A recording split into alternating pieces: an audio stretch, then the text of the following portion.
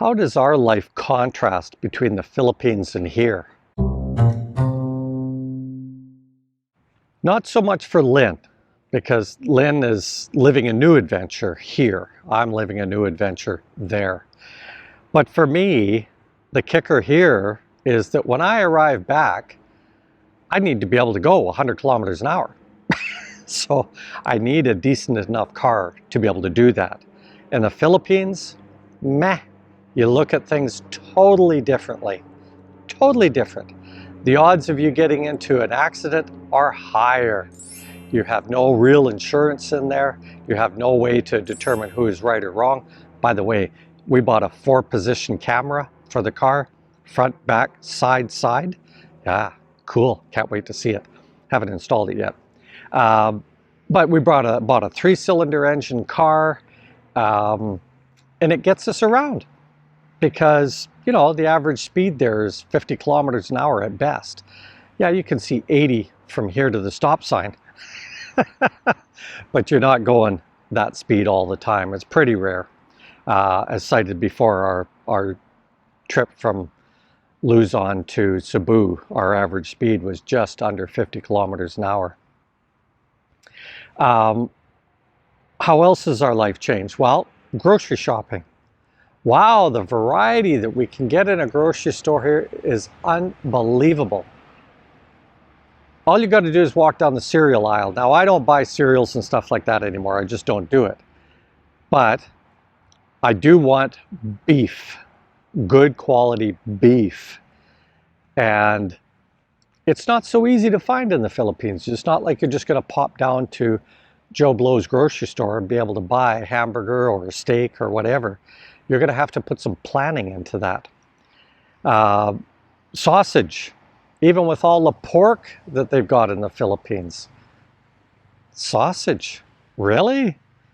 Anyway, we did find a German sausage maker. But there comes another difference. I don't need a deep freeze here.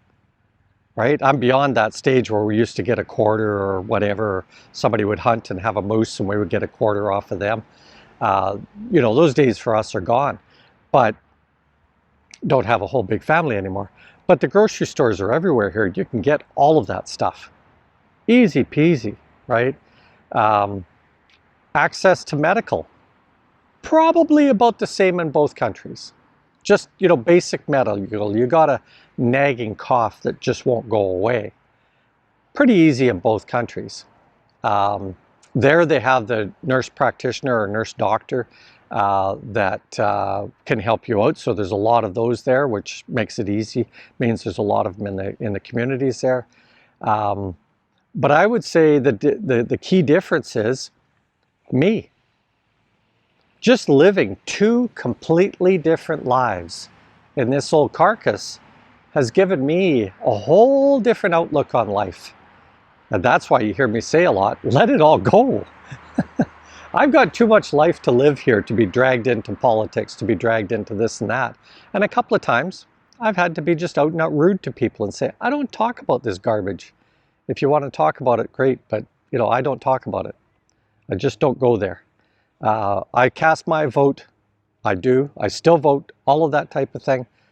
I deal with that for about 3 weeks of my year, and that's only on the year that I have to, you know, put a ballot in. And other than that, I just do some research. I let all of the noise, I let all of that stuff go. I want to see what their true record is, and then I make my vote. But, you know, for Lynn, her contrast is being learning some of this stuff, and as I've said in some other videos, she has to just, I put her through the ringer. Like for instance, the other day we had to do something at the bank, and I said, you got to do this, because she has to get into the rhythm of Canada and some of the things that you have to do here that, you know, are fairly quick to do relative to the Philippines, but it's foreign for her. No credit card in the Philippines, credit card here, you know, all of this different type of stuff. And she says, but you never pay a bill. And I said, I've got it all set to auto pay.